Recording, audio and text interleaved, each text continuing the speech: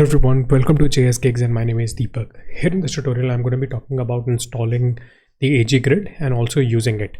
But before that I would first of all want to take you to the Chrome browser, and there in the Chrome browser if you look at the application that we have been trying to build all that while was, so if you look at this particular application, especially the section below over here, you would notice that it has a data table.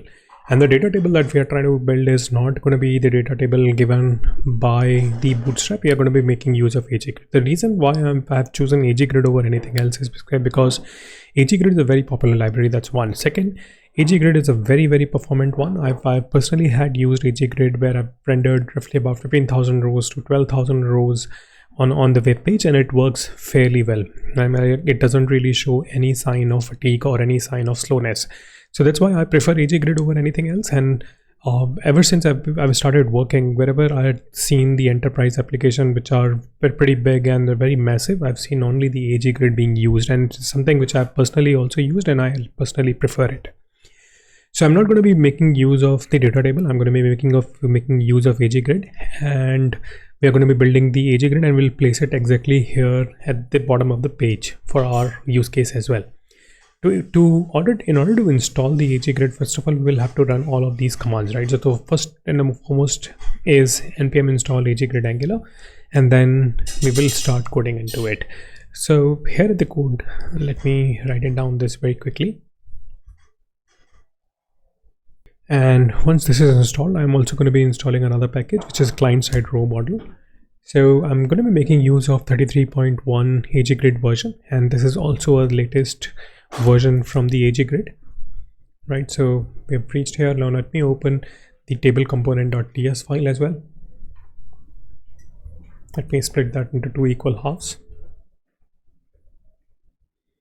All right, so now let me start writing the AG Grid, right? So in order to have the AG Grid install, or in order to render the AG Grid, I'll first of all have to make use of the AG Grid Angular component.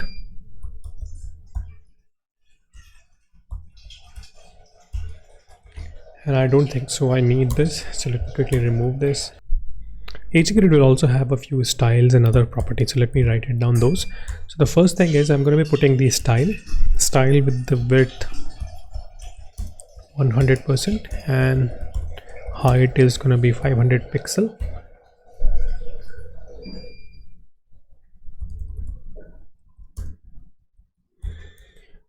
It's a sample one only. I would review this in case if we need to change any of the styling. We would do that a little while later, but then let me just write the base code to render the AG Grid.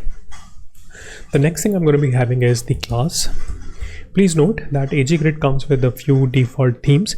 In our case, I'm going to be making use of AG theme Alpine. However, if you want to create your own custom theme with your own custom styling, you are most welcome to do so. And AG Grid has a pretty massive documentation available wherein you can write down the theming related code and you can render your own theme. But in our case, we are going to be making one of the default theme, which is Alpine. So I'll have to put that particular class over here in order to have this installed. Now in the next line, I'm going to be putting the row data. The row data is the data which will be rendered in the row. So let me put the row data over here like this, and I'm going to be making use of the same data property like this here in the component, but I'll come to the component a little while later. Let me write down the template first. So here after the row data, I'm going to be putting the other property, which is pagination. So let me put that to true, and right after pagination, I'm going to be putting the animate row.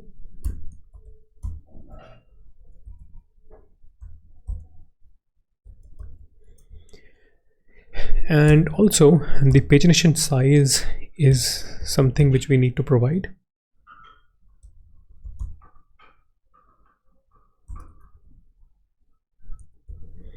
So let me put this to 10. Now let me provide the AG Grid ready function.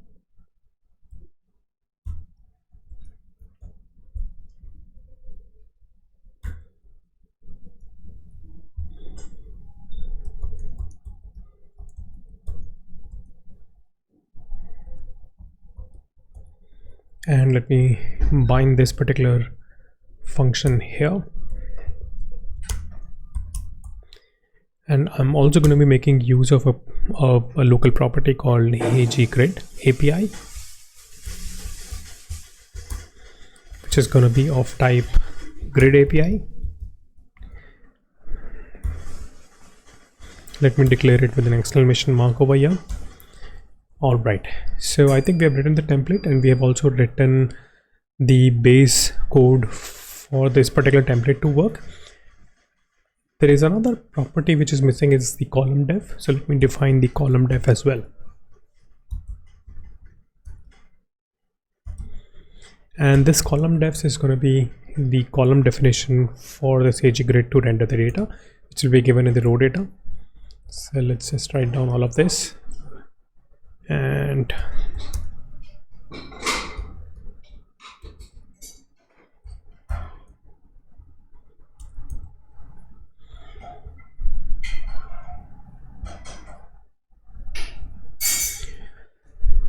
in order for this to work, there are a few imports that I'll have to do in the AGGrid. So let me quickly import the column def, grid API, and other things from here. So on grid ready, I think I'll have to provide this. There's a little typo over here. So yep, column def, and I think we are pretty much good here. And now I'm going to be assigning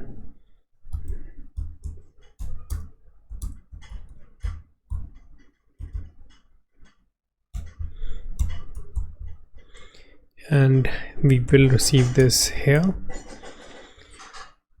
right? It's going to be having a property called grid API, and that's something which we will assign to the grid API in the component, right? So column def needs to be defined as well.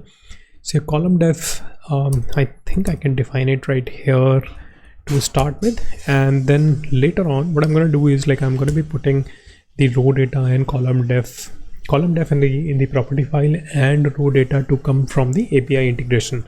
But for now, I'm just going to be making use of the sample data that I have with me. So let me first of all put the raw data property here. So please understand that it's just a sample data for now, and it does not really come from the API call. So I've just created a sample data myself and copied it over here. Now the next property I'm going to be making use of is the column defs, and column defs, it has an array of column def type. So let me do this as well. Save it, and I think we are sorted pretty much. Okay, so now if you notice that it still shows an error here in the template. So why is so? The reason behind this is that we have not really used the AGGrid Angular module, which is required for this particular template to work, right? So let me just provide this right here. And there are a few other code also we will have to write. So in order for this to work, the AGGrid version which we are using is the AGGrid 33.1, and in order for that to work, we will have to provide this module registry, and then we will have to call the register module method, and then all community module has to be provided to it, right? So I think the setting for this is already done. It looks like there is something wrong with the template, and there is a red error here. Yep, so it was animate rows. I think there is no error here on the TS file, neither on the template. So let me just quickly take you to the browser, and there at the browser here you see, okay, so I think there is another crucial aspect that we are missing right now, is that we have not really added that particular template or component here on the dashboard. So in order to do this, I'll just first of all take you to the grid, and let me copy this template address over here from the TS file, and I'm going to be now putting this in the dashboard component. So here is the dashboard component. Let me remove this commented out code, and now we'll have to provide the import for that particular component. So this component name was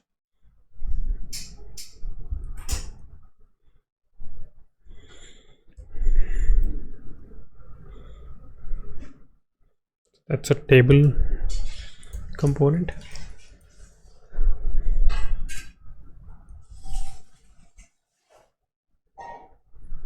Okay, so it looks like there is some error over here. So let me go to the table.component.ts on grid ready.